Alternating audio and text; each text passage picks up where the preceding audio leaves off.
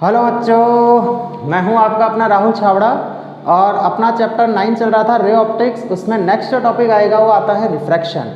जब मैंने chapter start किया था तब मैंने बोला था जब किसी भी सरफेस पे लाइट रे गिरती है तो तीन तरह के फिनोमिना होता है, रिफ्लेक्शन, रिफ्रैक्शन और एब्जॉर्प्शन। ठीक है, अब रिफ्लेक्शन अपन पढ़ चुके हैं और नेक्स्ट अपना टॉपिक आता है रिफ्रैक्शन। तो इसमें समझना कि जैसे मान लो मेरे पास में रिफ्रैक्शन होता क्या है वो चीज़ समझते हैं। जैसे मान लो मेरे पास में सरफेस है, ये सरफेस कैसी है, ट्रांसपेरेंट सरफेस है, ओपेक सरफेस नहीं है। ओपेक सरफेस होती है तो अपन ने बोला था कि रिफ्लेक्शन हो जाता है, वापस लौट के इसी मीडियम में चली जाती है। अब मैं मान लेता हूँ कि लाइट रे जो है वो ऐसे गिरी इस सरफेस के ऊपर, ये मान लो ये इसका नॉर्मल था इस सरफेस का। ठीक है, ये अपन ने इसका नॉर्मल मान लिया। तो नॉर्मल से जितने एंगल पे लाइट रे इंसिडेंट होती है उसको तो अपन नाम क्या देते हैं, ये वाला एंगल तो कौन सा होता है, इंसिडेंट एंगल। ये नीचे की तरफ मीडियम अलग है, ऊपर वाला मीडियम अलग है। ऊपर वाले मीडियम का रिफ्रैक्टिव इंडेक्स अपन मान लेते हैं μ1 और नीचे वाले मीडियम का रिफ्रैक्टिव इंडेक्स अपन मान लेते हैं μ2। रिफ्रैक्टिव इंडेक्स क्या होता है ये अपन आगे देखेंगे। अब यहाँ से जब लाइट रे इस सरफेस पे गिरती है, इस सरफेस पे गिरी, इस वाली सरफेस पे, तो लाइट रे यदि वापस लौट के इसी मीडियम में चली जाती तब तो अपन बोल रहे थे क्या हो रहा था, रिफ्लेक्शन हो रहा था। लेकिन यदि लाइट रे जो है जो इस मीडियम पे गिरी है, इस सरफेस पे गिरी है, इस सरफेस पे गिर के मान लो वो बैंड हो गई, ठीक है, और वो बैंड होके दूसरे मीडियम में निकल गई, तो ये जो फिनोमिना है इस फिनोमिना को अपन नाम देते हैं रिफ्रैक्शन प्रोसेस। और ये जो एंगल से रिफ्रैक्ट हुई है उस एंगल को नाम देंगे पर रिफ्रैक्शन एंगल। ठीक है, तो अपने पास में तीन तरह की चीज़ें आ गई। एक तो आई हो गया अपने पास में, क्या आई, यदि अपन बात करें तो आई तो क्या चीज़ है, इंसिडेंट एंगल है, इंसिडेंट एंगल।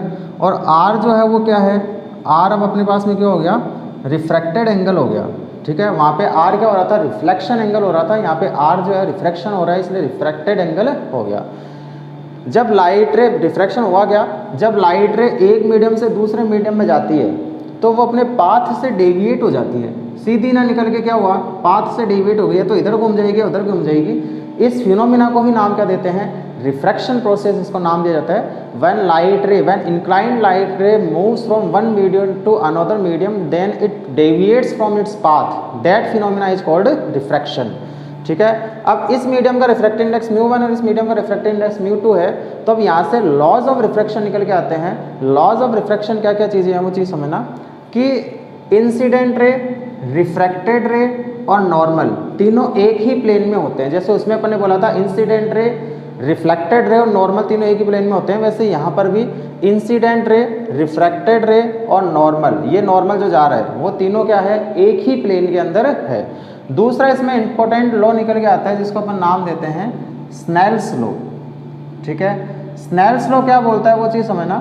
स्नेल्स लॉ ये बोलता है कि sine I upon sine R, sine I upon sine R equal to क्या हो जाता है, μ2 by μ1। Sine I upon sine R equal to हो जाएगा μ2 अपॉन μ1, और इसको बोला जाता है μ21, और इसको बोला जाता है refractive index of medium 2 with respect to medium 1। ठीक है, μ21 होता है रिफ्रैक्ट, जो पहले आता है उसका होता है, जो बाद में आता है उसके कारण होता है। तो refractive index of medium 2 with respect to medium 1। ठीक है, तो ये अपने पास में स्नेल्स लॉ निकल के आता है। ये रिफ्रैक्शन प्रोसेस में काम करता है। रिफ्लेक्शन में तो अपन बोल रहे थे आई और आर दोनों आपस में इक्वल होते हैं, लेकिन इसमें आई और आर दोनों आपस में इक्वल नहीं होते हैं। यहाँ पे क्या होता है, sine I upon sine R equal to μ2 by μ1 equal to μ21 refractive index of medium 2 with respect to medium 1। ठीक है, तो ये तो अपने पास में स्नेल्स लॉ या लॉज ऑफ रिफ्रैक्शन निकल के आते हैं। अब देखो मेन अपनी चीज़ इसमें आती है कि जो रिफ्रैक्टिव इंडेक्स अपन बोल रहे हैं वो एक्चुअल में क्या चीज़ है। रिफ्रैक्टिव इंडेक्स जो होता है किसी भी मीडियम का वो क्या होता है, वो मीडियम का रिफ्रैक्टिव इंडेक्स होता है speed of light in vacuum upon speed of light in medium. इसको अपन बोल सकते हैं कि refractive index of any medium is called speed of light in vacuum divide by speed of light in medium.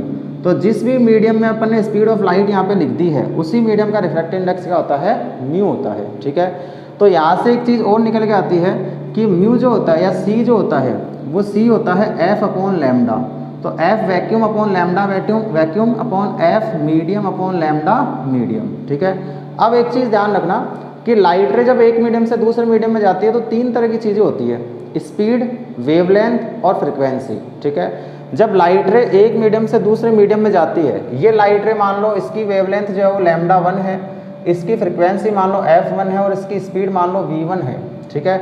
और जब light रे इस medium में गई तो वेवलेंथ मान लो लैम्डा 2 हो गई और फ्रिक्वेंसी मान लो f2 हो गई और वेलोसिटी मान लो या स्पीड मान लो v2 हो गई।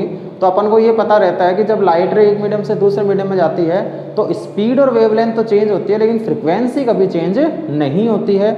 यानी कि मैं बोलूँगा यहाँ पे कि फ्रिक्वेंसी जो होगी f1 वो किसके इक्वल रहेगी, f2 के इक्वल रहेगी, फ्रिक्वेंसी कभी चेंज नहीं होती।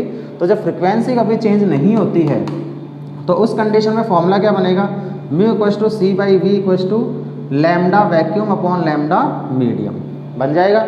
तो ये अपने पास में रिफ्रैक्टिव इंडेक्स निकल के आता है।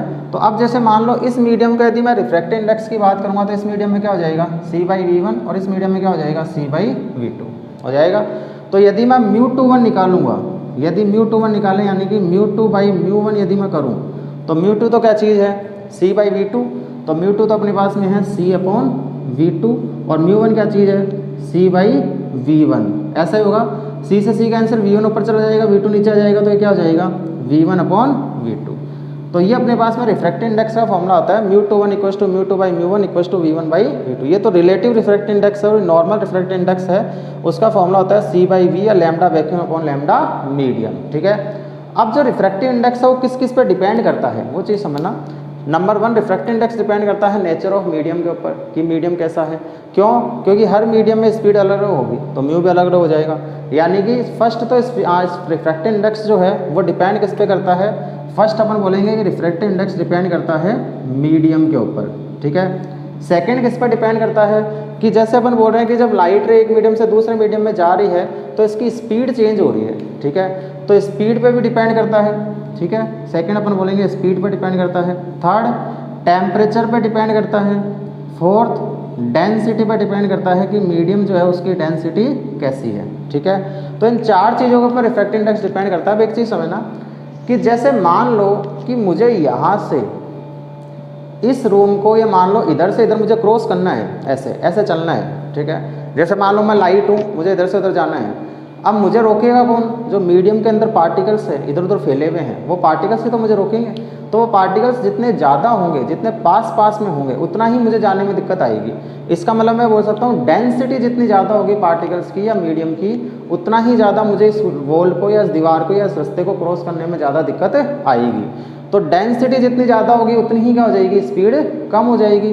तो मैं ये बोल सकता हूँ कि रिफ्रैक्टिव इंडेक्स डिपेंड किस किस पे कर रहा है, डेंसिटी के ऊपर। तो जितना ज़्यादा डेंसिटी होगी उतनी ही ज़्यादा क्या होगा, रिफ्रैक्टिव इंडेक्स होगा, क्योंकि जितना ज़्यादा रिफ्रैक्टिव इंडेक्स होगा स्पीड उतनी ही कम हो जाएगी, ठीक है। समझ में आ रही चीज़? तो अपन ये बोल रहे हैं डेंसिटी जितनी ज़्यादा होगी स्पीड उतनी ही कम हो जाएगी और स्पीड जितनी कम हो जाएगी रिफ्रैक्टिव इंडेक्स उतना ही ज़्यादा हो जाएगा। तो म्यू डायरेक्टली हो गया डेंसिटी के। टेम्परेचर पे कैसे डिपेंड करता है कि मान लो मैंने टेम्परेचर मीडियम का बढ़ा दिया तो मॉलिक्यूल्स जो होंगे वो दूर दूर चले जाएंगे, पास पास आ जाएंगे। यदि मैंने टेम्परेचर बढ़ा दिया मीडियम का तो मॉलिक्यूल्स दूर दूर हो जाएंगे। जब मॉलिक्यूल्स दूर दूर हो जाएंगे तो मैं इजीली क्रॉस कर जाऊंगा। इसका मतलब क्या हो गया, मेरी स्पीड बढ़ जाएगी और स्पीड बढ़ जाएगी तो रिफ्रैक्टिव इंडेक्स जो है वो कम हो जाएगा।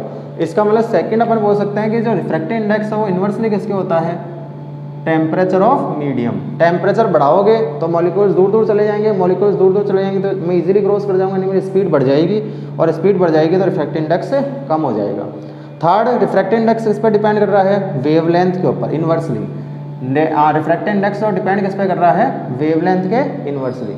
जितनी ज़्यादा वेवलेंथ होगी उतनी ही ज़्यादा उसके लिए रिफ्रैक्टिव इंडेक्स जो है वो कम हो जाएगा। इन्वर्सली आ रहा है, ठीक है। तो इसका मतलब मैं बोलूँगा कि रेड की वेवलेंथ सबसे ज़्यादा होती है तो इसका रिफ्रैक्टिव इंडेक्स सबसे कम होगा और वायलेट की वेवलेंथ सबसे कम होती है तो इसका रिफ्रैक्टिव इंडेक्स सबसे ज़्यादा होगा, ठीक है। तो इन सारी चीज़ों के ऊपर ये जो रिफ्रैक्टिव इंडेक्स है वो डिपेंड अपना करता है। तो रिफ्रैक्टिव इंडेक्स जो है वो इन्वर्सली होता है वेलोसिटी के। तो यहाँ से वेलोसिटी डायरेक्टली हो गई लैम्डा के, डायरेक्टली हो गई टेम्परेचर के, इन्वर्सली हो गई डेंसिटी के, ठीक है। तो ये सारी चीज़ अपने पास में आती है किसके अंदर, रिफ्रैक्टिव इंडेक्स के अंदर। अब अपन बात करते हैं कि जब लाइट रे एक मीडियम से दूसरे मीडियम में जाती है तो नॉर्मल की तरफ शिफ्ट हो जाती है, जैसे इसमें नॉर्मल की तरफ शिफ्ट हुई है, या नॉर्मल से दूर चली जाती है। दो रीज़न हो सकते हैं, दो चीज़ें हो सकती है। तो अपन बात करते हैं कब तो वो नॉर्मल की तरफ शिफ्ट हो जाएगी और कब वो नॉर्मल से दूर चली जाएगी। ये चीज़ें अपने निकलेगी यहाँ से स्नेल्स लॉ से। तो इसको समझते हैं ये कैसे होगा। तो इसको समझना कि जब लाइट रे एक मीडियम से दूसरे मीडियम में जाती है तो उस कंडीशन में मीडियम की तरफ शिफ्ट होगी या मीडियम से दूर चली जाएगी। तो अपने पास में फॉर्मूला ये आया है sine I upon sine r equals to क्या आया है, mu two by mu one, ऐसा ही है। तो mu two by mu one, और यहाँ से एक और रिलेशन अभी अपने निकाला था, क्या हो गया था, v one by v two हो जाएगा। अब एक चीज़ ध्यान रखना, जिस भी मीडियम का रिफ्रैक्टिव इंडेक्स ज़्यादा होगा इन दोनों में कंपेरेटिवली, इन दोनों में जिसका रिफ्रैक्टिव इंडेक्स ज़्यादा होगा वो मीडियम तो होगा डेंसर, और जिसका कम होगा वो होगा रेयरर मीडियम। ठीक है, तो फिलहाल अपन बात करें कि नॉर्मल की तरफ कब शिफ्ट होगी और नॉर्मल से दूर कब जाएगी। तो पहले मैं मान लेता हूँ कि लाइट रे जा रही है कौन से मीडियम से, रेयरर मीडियम से डेंसर मीडियम में जा रही है। रेयरर मीडियम का रिफ्रैक्टिव इंडेक्स यानी कि ये फिलहाल मान लो रेयरर से डेंसर में जा रही है, तो रेयरर का रिफ्रैक्टिव इंडेक्स म्यू वन है और डेंसर का म्यू टू है। तो अपन ये बोलेंगे कि यहाँ पे लाइट रे किधर से जा रही है, म्यू वन से म्यू टू जा रही है रेयरर मीडियम से डेंसर मीडियम में। और मीडियम जितना ज़्यादा डेंसर होता है, डेंसर मतलब डेंसिटी इतनी ज़्यादा होगी उतना ही ज़्यादा क्या होगा, रिफ्रैक्टिव इंडेक्स होगा। तो इसका मतलब मैं ये बोलूँगा यहाँ पे क्या होगा, mu two is more than mu one, ऐसा होगा। और जब म्यू टू की वैल्यू म्यू वन से ज़्यादा होगी तो इसका मतलब आई की वैल्यू क्या ज़्यादा होगी, आई की वैल्यू ज़्यादा होगी किससे, आर से हो जाएगी। तो जब आई की वैल्यू आर से ज़्यादा होनी ही है तो उस कंडीशन में लाइट रे नॉर्मल की तरफ ही तो शिफ्ट होगी, तभी तो आर कम होगा। ठीक है, इसका मतलब अपन बोलेंगे इस कंडीशन में लाइट रे जो है, लाइट रे बैंड्स टुवार्ड्स नॉर्मल। तो इस कंडीशन में जब लाइट रे रेयरर मीडियम से डेंसर मीडियम में जाती है तो वो नॉर्मल की तरफ शिफ्ट हो जाती है। सेकंड नंबर बात करेंगे जब लाइट रे जो है वो डेंसर मीडियम से रेयरर मीडियम में जाए, डेंसर से रेयरर मीडियम में जाए। तो जब डेंसर से रेयर मीडियम में जाएगी तो अपन बोलेंगे वही डेंसर का रिफ्रैक्टिव इंडेक्स म्यू वन है और रेयर का रिफ्रैक्टिव इंडेक्स क्या है, म्यू टू है। फिर अपन बोलेंगे डेंसर का ज़्यादा होता है यानी कि mu one is more than mu two. तो इस कंडीशन का यदि मैं डायग्राम बनाऊँ तो कैसा बनेगा कि मान लो ये लाइट रे ऐसे आई ऐसे, ये इंसिडेंट एंगल आई था। ठीक है, अब अपन बोल रहे हैं कि इसके लिए अपन मान लो फॉर्मूला लगाएं या फिर डायग्राम बनाए। ये मान लो आर था, ये रिफ्रैक्टिव इंडेक्स म्यू वन था, ये रिफ्रैक्टिव इंडेक्स म्यू टू था, ये मीडियम डेंसर था, ये मीडियम रेयरर था। तो मैं स्नेल्स लॉ लगाऊंगा तो क्या बनेगा, इसमें बनेगा साइन आई अपॉन साइन आर, वही फॉर्मूला बनना है, फॉर्मूला तो चेंज होगा नहीं। Sine I upon sine r equals to mu two by mu one, ये आ जाएगा क्या, mu two by mu one. तो इस कंडीशन में यदि अपन बात करेंगे, कौन सी कंडीशन में, अपन फिलहाल इसकी बात कर रहे हैं, इस वाली कंडीशन की। ठीक है, तो जब लाइट रे डेंसर से रेयर में जा रही है यानी कि म्यू वन की वैल्यू ज़्यादा होगी म्यू टू से, तो यहाँ पे अपन बोलेंगे mu one is greater then mu two, ऐसा ही होगा। तो म्यू वन जब म्यू टू से ज़्यादा होगा तो म्यू वन की वैल्यू यदि म्यू टू से ज़्यादा होगी तो आर की वैल्यू आई से ज़्यादा हो जाएगी। तो इस कंडीशन में r is greater than i, और आर आई से ज़्यादा कब होगा, जब लाइट रे जो होगी वो क्या होगी, नॉर्मल से दूर चली जाएगी, हो जाएगी। तो ये नॉर्मल था, इस नॉर्मल से क्या हो गया, लाइट रे जो हो गई वो सीधी ना निकल के कैसे हो गई, थोड़ी सी शिफ्ट हो गई। तो इसका मतलब जब जो लाइट रे जब है, जब रेयरर मीडियम से डेंसर मीडियम में जाती है तब तो नॉर्मल की तरफ शिफ्ट हो जाती है, और जब लाइट रे डेंसर मीडियम से रेयर मीडियम में जाती है तो नॉर्मल से दूर चली जाती है। तो इस कंडीशन में जो लाइट रे होगी वो नॉर्मल से दूर चली जाएगी। तो फिलहाल अपने रिफ्रैक्शन जो है उसका बेसिक आइडिया ले लिया।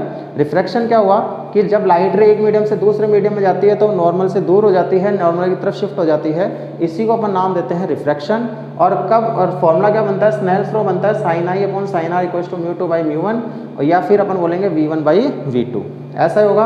और जब लाइट रे रेयर मीडियम से डेंसर मीडियम में जाएगी तब तो वो नॉर्मल की तरफ शिफ्ट हो जाएगी, और जब रेयर से जब लाइट रेयर मीडियम से डेंसर में जाएगी तब तो वो नॉर्मल की तरफ शिफ्ट हो जाएगी, और जब डेंसर से रेयर में जाएगी तो वो नॉर्मल से दूर हो जाएगी। और क्यों हो जाएगी उसका रीज़न अपन ने यहाँ पे देख लिया कि जब लाइट रे रेयर से डेंसर में जाती है तो उसकी स्पीड कम हो जाती है, और जब लाइट रे डेंसर रेयर में जाती है तो उसकी स्पीड बढ़ जाती है। और डेंसर मीडियम जितना ज़्यादा होगा उस मीडियम का रिफ्रैक्टिव इंडेक्स जो है वो उतना ही ज़्यादा होता है। ठीक है, तो ये अपने पास में रिफ्रैक्शन का एक बेसिक आइडिया हो गया है।